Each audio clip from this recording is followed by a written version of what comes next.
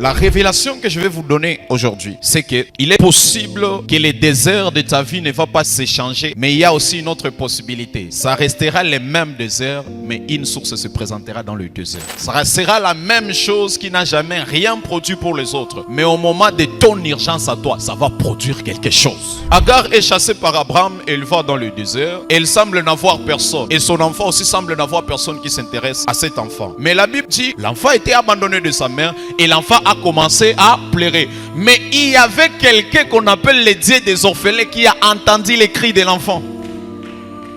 Le désert était toujours le même désert. Mais Dieu, il a appelé à l'existence les choses qui n'existaient pas à cause de l'urgence de l'enfant. Il n'était pas question d'un adulte. Il était question d'un petit enfant. En d'autres termes, il était question de quelqu'un qui ne sait pas formuler les mots.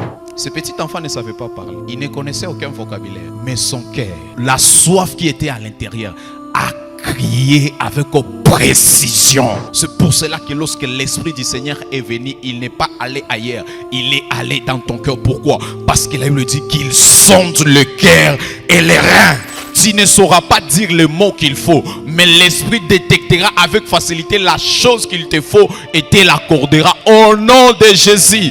À cause de ton alliance, même ton incapacité à formuler des mots sera une prière qui s'adressera à Dieu.